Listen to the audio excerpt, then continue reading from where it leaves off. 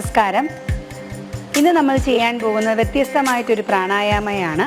നമ്മൾ നോർമലി ചെയ്യുന്ന പ്രാണായാമം എല്ലാം മൂക്കിൽ കൂടിയാണ് ശ്വാസം എടുക്കുന്നതും മൂക്കിൽ കൂടിയാണ് ശ്വാസം പുറത്തേക്ക് വിടുന്നത്. എന്നാൽ ഇന്ന് നമ്മൾ ചെയ്യാൻ പോകുന്ന പ്രാണായാമ ശ്വാസം എടുക്കുന്നത് വായിൽ കൂടിയാണ്. അതുകൊണ്ട് തന്നെ അതൊരു പ്രത്യേക വിഭാഗത്തിൽ തന്നെ വരും. കൂളിംഗ് പ്രാണായാമ എന്ന് പറയും. ശരീരത്തിൻ്റെ താപനില കൂടിയിരിക്കുന്ന അവസ്ഥ അല്ലെങ്കിൽ ശരീരത്തിൻ്റെ എന്തെങ്കിലും പ്രവർത്തനം കൂടിയിരിക്കുന്ന അവസ്ഥയിൽ നമുക്ക് ഈ പ്രാണായാമം ചെയ്യാം. അപ്പോൾ ഏതാണ് പ്രവർത്തനം കൂടിയിരിക്കുന്ന അവസ്ഥ? ഹൈപ്പർ ടെൻഷൻ, BP അധികമായിട്ടുണ്ടാകുക, അല്ലെങ്കിൽ നമുക്ക് തൈറോയിഡിൻ്റെ പ്രവർത്തനം കൂടിയിരിക്കുന്ന അവസ്ഥ, ഹൈപ്പോതൈറോയിഡിസം, അതുപോലെ ഡയബറ്റിസ് ആ പ്രവർത്തനം ഉണ്ട്.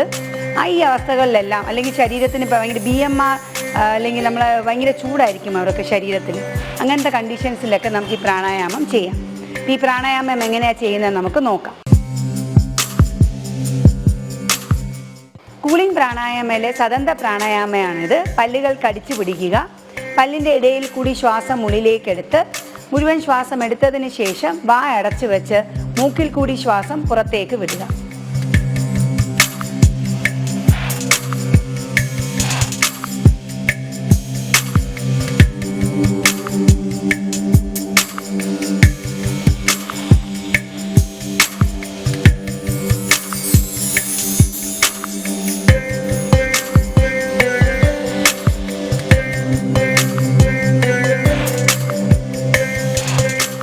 റിലാക്സ് ചെയ്തിരിക്കുക.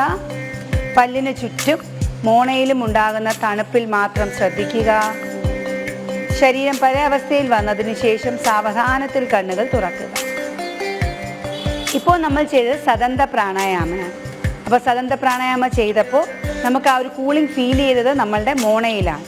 അപ്പോൾ മോണ രോഗങ്ങൾ, ബാഡ് സ്മെൽ, അതായത് പല്ല് തേച്ചിരുന്നാലും നമുക്ക് വായിക്കാത്തൊരു സ്മെല്ലുണ്ടായിരിക്കും, നാറ്റം ഉണ്ടായിരിക്കും, വായ്നാറ്റം, അത് ഒഴിവാക്കാനായിട്ട് സാധിക്കും.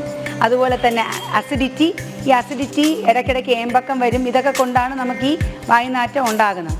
അപ്പോൾ അത് റെഗുലേറ്റ് ചെയ്യാനും മാനേജ് ചെയ്യാനുമായിട്ട് ഈ പ്രാണായാമം സഹായകരമാണ്. റെഗുലറായിട്ട് ചെയ്യുക. നന്ദി, നമസ്തേ.